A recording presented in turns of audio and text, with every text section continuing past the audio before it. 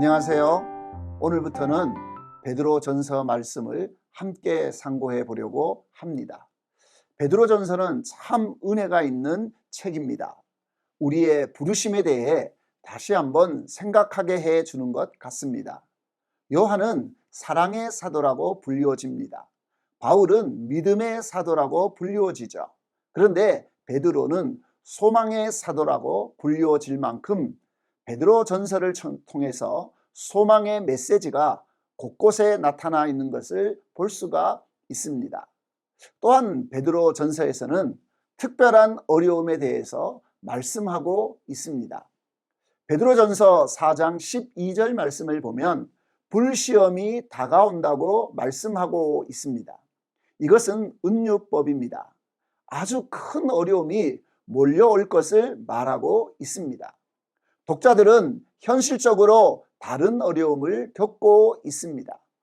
3장 16절 말씀을 보면 그리스도인들이 선하게 사는 것을 욕하는 사람들이 많았습니다. 그리스도인들이 사는 방식에 대해서 이해하지 못했던 것입니다.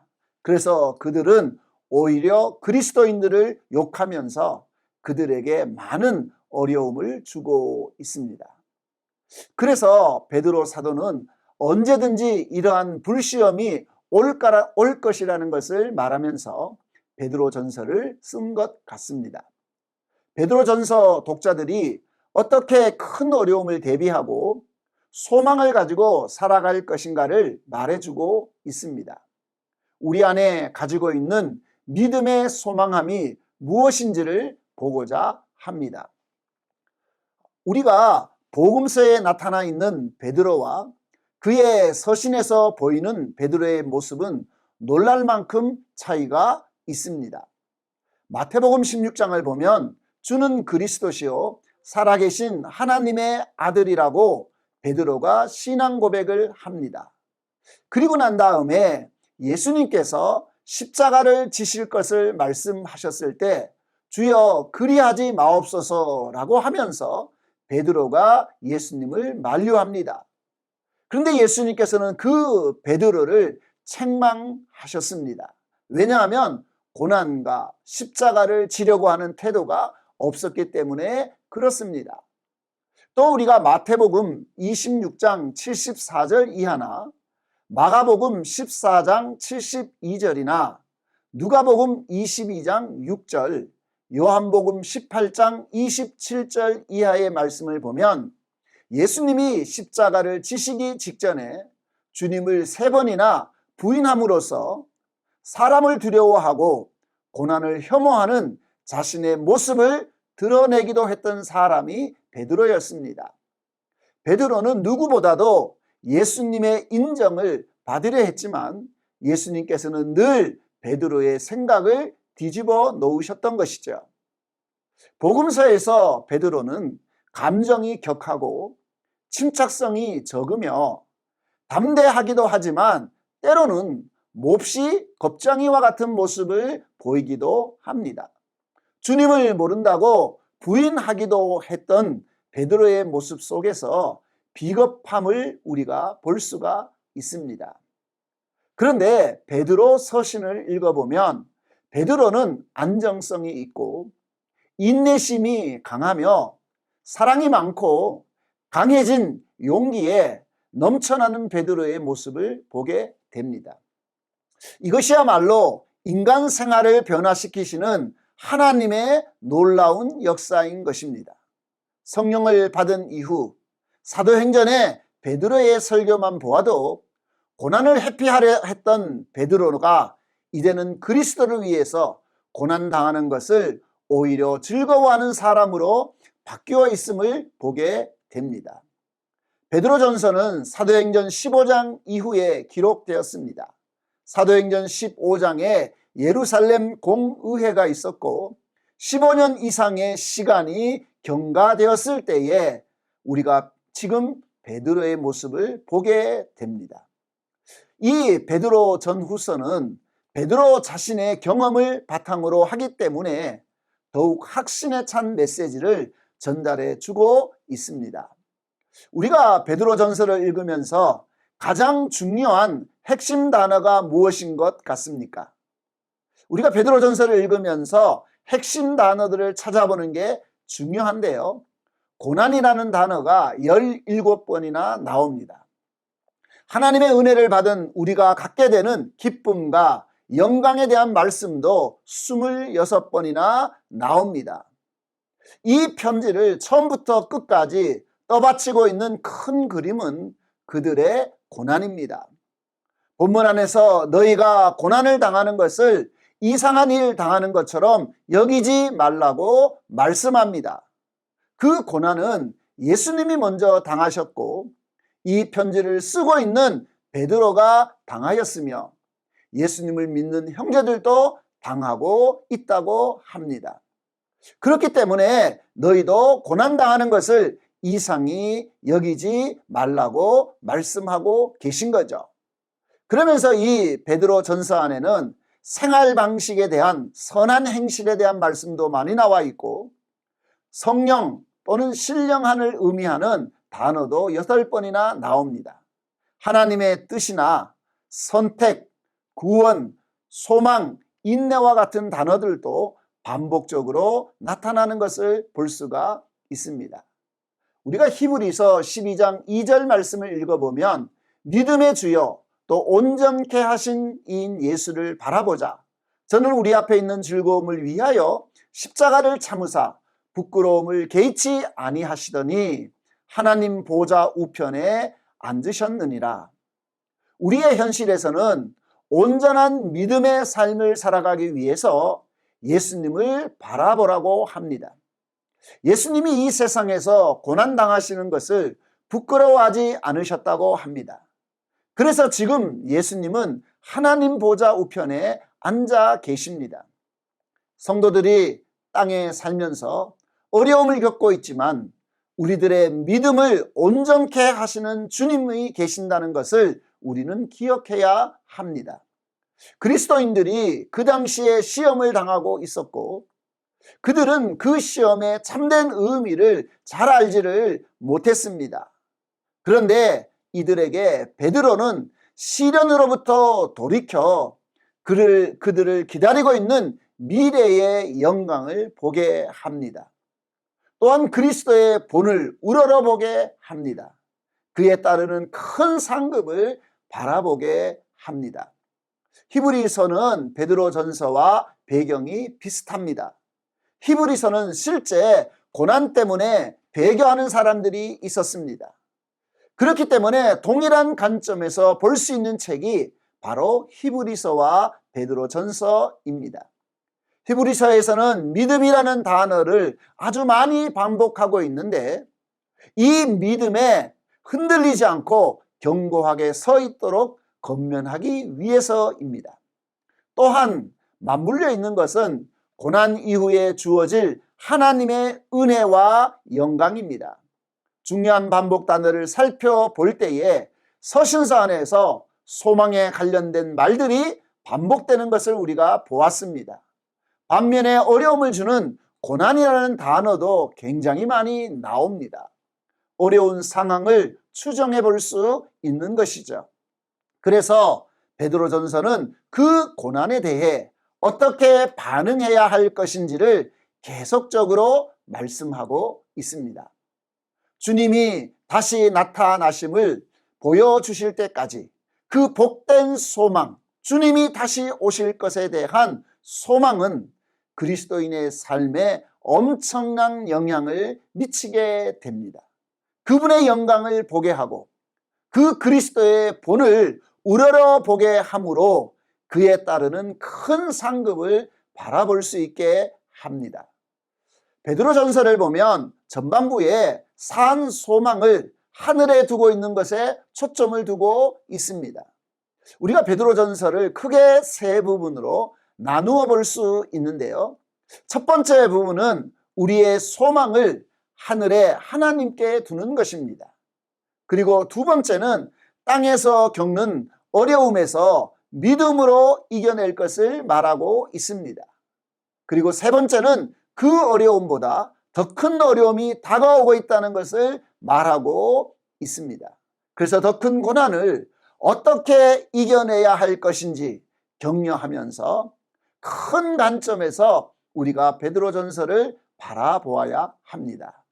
자, 이제 우리가 베드로전서의 기초적인 정보들을 같이 살펴보도록 하겠습니다. 누가 이 책을 썼을까요?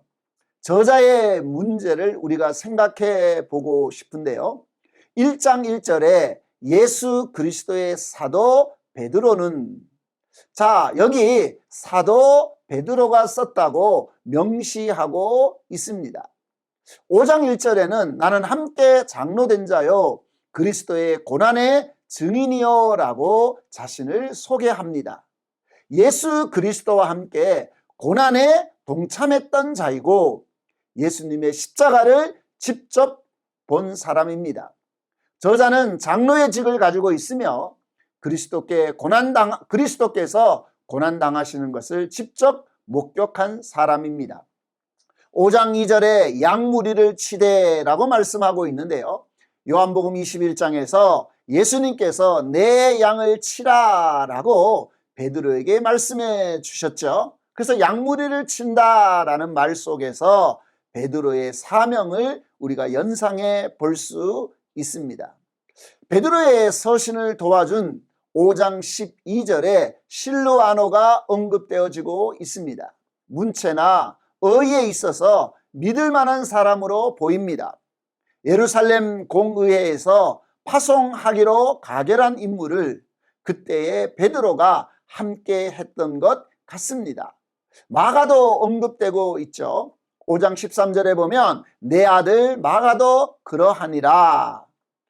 여러분, 사도행전 12장 11절 이하에 보면 마가라고 하는 요한의 어머니 마리아의 집에 갔다라고 말씀하고 있는데요. 마가와 베드로가 굉장히 친했던 것 같습니다. 우리가 베드로 전서를 읽어보면 베드로의 언어가 많이 나옵니다. 예수님의 사역에 대해서도 굉장히 자세하게 언급해 주고 있습니다. 그래서 베드로 전서와 사도행전에 나오는 베드로의 그 연설, 설교문 사이에도 우리가 유사성들이 있는 것을 볼 수가 있습니다. 외증으로는 폴리갑이나 초대교회 교부들도 이 서신을 베드로가 썼다고 증거합니다. 5장 1절에 고난의 증인이라는 주장을 뒷받침해주는 표현은 서신 전체를 통하여 여기저기에서 찾아볼 수 있습니다. 셀윈이라는 학자는 말하기를 증인이라는 표현은 이 서신 전반에 나타나 있으며 이 서신의 독특한 특징을 부여한다고 했습니다. 그는 예수님의 지상사역 기간 동안에 예수님과 함께 있었던 사람이며 그 모습들이 자연스럽게 흘러나오고 있고 표현되어지고 있다는 것입니다. 마가복음 14장 65절에 매맞는 것이나 마가복음 8장 34절에 예수님을 따르는 것이나 마가복음 10장에 그의 발자취를 따르는 것, 또 마가복음 14장에 나오는 목자이신 예수님, 또 죄를 담당하는 것, 이런 것들이 다 베드로전서 2장에 등장하고 있고 예로 들고 있습니다. 베드로전서와 사도행전 안에 베드로에게 주어진 말들 사이에도 주목할 만한 유사성도 있습니다. 즉 그리스도를 시편 118편 22절에 모퉁이 돌이라고 한 것입니다. 그의 십자가를 나무라고 한 것도 사도행전과 베드로전서 안에서 동일하게 등장하는 것을 볼 수가 있습니다. 그런데 이 베드로 전후서가 베드로의 저작이 아니라고 주장하는 학자들도 있습니다. 왜냐하면 그들은 이 베드로 전후서가 바울의 서신과 매우 밀접하기 때문에 그렇습니다. 이사야서를 인용한 문제, 그러니까 베드로전서 2장 6절에 보면 성경에 기록되었으되 보라 내가 택한 보배로운 모퉁이 돌을 시온에 두노니 그를 믿는 자는 부끄러움을 당하지 아니하리라 라고 말씀했는데요. 자, 이 말씀이 로마서 9장 33절에 인용되어지고 있습니다. 교회가 모퉁이 돌 되시는 그리스도 위에 세워진 성전이라는 표현도 베드로전서 2장과 에베소서 2장에 등장하고 있죠. 그리고 그리스도께서 현재 하나님 우편에 계신다는, 천사들과 권세와 능력들을 다스린다는 표현이 베드로전서 3장 22절과 에베소서 1장 20절 이하에 등장합니다. 그래서 이 바울의 서신과 베드로전서의 내용이 매우 흡사하다. 그래서 이것은 베드로의 저작이 아니라 바울의 서신이라고 주장하는 학자들이 있다는 것입니다. 또 한 가지는 이 베드로전서는 서신서에 사용된 이 헬라어가 굉장히 유창합니다. 그리고 이 히브리어를 헬라어로 번역한 70인역 성경이 있죠. 그 70인역 성경을 자유롭게 인용하고 있다는 것입니다. 어떻게 어부인 베드로가 이렇게 헬라어를 잘 쓸 수 있느냐? 어떻게 이렇게 수준 높은 책을 쓸 수가 있느냐? 그래서 이 책은 베드로의 저작이 아니라고 말하는 학자들이 있습니다. 그런데 여러분, 어부라고 해서 베드로가 사실은 글을 그렇게 못 쓰는 것은 아니죠. 또 이 베드로 전서를 대필해 주고 도와준 사람들도 있습니다. 그래서 베드로도 어느 정도 헬라어를 구사하고 있었던 것을 우리가 알 수가 있는데요. 베드로 후서 3장 15절에 보면 또 우리 주의 오래 참으심이 구원이 될 줄을 여기라. 우리가 사랑하는 형제 바울도 그의 받은 지혜대로 너희에게 이같이 썼고 또 그 모든 편지에도 이런 일에 관하여 말하였으되 그 중에 알기 어려운 것이 들어있으니 무식한 자들과 굳세지 못한 자들이 다른 성경과 같이 그것도 억지로 풀다가 스스로 멸망에 이르렀느니라. 베드로가 바울의 서신에 대해서 잘 알고 있고 읽었다라는 것을 우리가 알 수가 있죠. 그 내용이 조금 어렵고 지적으로도 뛰어나지만 그것을 잘못 해석하는 사람도 있다고 말하기도 합니다. 그래서 베드로 전서와 바울의 서신이 비슷한 면들이 있다는 거예요. 왜냐하면 베드로가 이미 바울의 서신을 알고 있었고 그의 그 높은 지식을 베드로도 잘 이해하고 있었다는 것이죠. 그리고 앞에서도 말씀드린 것처럼 베드로전서 5장 12절을 볼 때 바울과 함께 했던 이 신라가 베드로의 편지를 대필한 것으로 보입니다. 신라는 예루살렘 공예 이후에 바울과 2차 전쟁을 함께 했던 사람입니다. 그런데 이 사람이 언제부터인지 우리가 정확하게 알 수는 없지만 베드로와도 함께 지금 동행하고 있는 것을 볼 수가 있는데요. 이 신라는 화려하고 유창한 헬라어를 사용했던 것 같습니다. 그래서 우리가 결론적으로 보면요, 이 베드로 전후서의 저자는 베드로가 아닌가라고 우리가 추정해 볼 수가 있습니다. 자, 그러면 이 편지는 언제 쓰여졌을까요? 자, 5장 13절에 바벨론이 언급됩니다. 그리고 고난과 시련이라는 말이 17번이나 반복된다고 말씀드렸죠. 1장 6절에도 현재 시험이 있는 것으로 말하고 있습니다. 지금 내용상 그들이 처해 있는 상황적 환경에서 오는 일반적인 시련으로 보여집니다.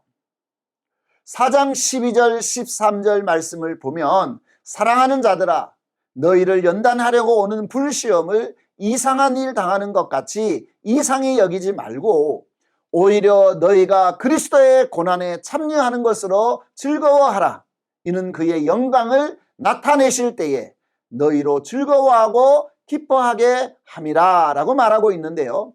여기 불시험이라는 것이 다가오고 있는 것처럼 느껴집니다. 로마에 있는 베드로는 강력한 핍박이 임박해지고 있다는 것을 느끼고 있었던 것 같습니다. 아직 수신자인 소아시아 사람들은 이것을 잘 알지 못했지만 베드로는 그 핍박의 강도가 강해질 뿐만 아니라 지금 강력하게 몰려오고 있다는 것을 알았던 것 같습니다. 여러분, 우리가 지금 독자들이 현재적으로 겪고 있는 고난과 앞으로 다가올 불시험을 생각해 보면 이 책의 연대를, 쓰여진 연대를 우리가 조금 이해할 수가 있습니다. 이 서신이 네로 시대에 기록되었다라고 주장하는 학자들이 있습니다. 네로는 AD 45년에 왕으로 황제로 즉위를 했죠. 처음 5년간은 굉장히 선정을 베풀었습니다. 그러나 이 64년에 로마의 대하제 사건이 일어나면서 기독교를 박해하기 시작했습니다. 전승에 의하면 바울과 베드로도 이 네로의 핍박때에 순교하였다고 전해져 오고 있습니다. 그런데 이 네로의 박해는 로마시를 벗어나 아시아 전 지역에 퍼지지는 않았습니다. 주로 로마시를 중심으로 해서 핍박들이 일어났습니다. 또 한 가지 이 핍박은요, 도미티안 시대에 이루어졌습니다. 주후 81년에 도미티안이 즉위하면서 그의 박해는 네로보다 더욱 조직적이고 로마 제국 전체에 미치는 광범위한 박해였습니다. 자, 여기 핍박의 여러 상황들 속에서 아직 도미티안 시대와 같은 박해는 이런 어떤 로마의 조직적인 박해가 있다고 볼 수는 없습니다. 그렇기 때문에 베드로 전서는 네로 시대에 기록된 것으로 보는 것이 좀 더 타당해 보입니다. 4장 12절에 너희를 시험하려고 오는 불시험을 주목할 필요가 있는데요. 이것은 다른 핍박의 상황들과 사뭇 다르다는 것입니다.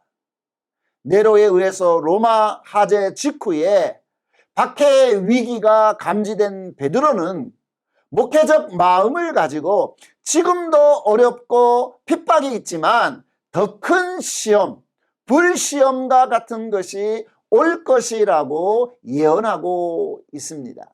그래서 이 베드로 전서의 기록 시기는 로마 대하제 직후에 본격적인 핍박이 시작되기 직전 AD 64년 직후에 쓰여졌다고 우리가 볼 수 있겠습니다.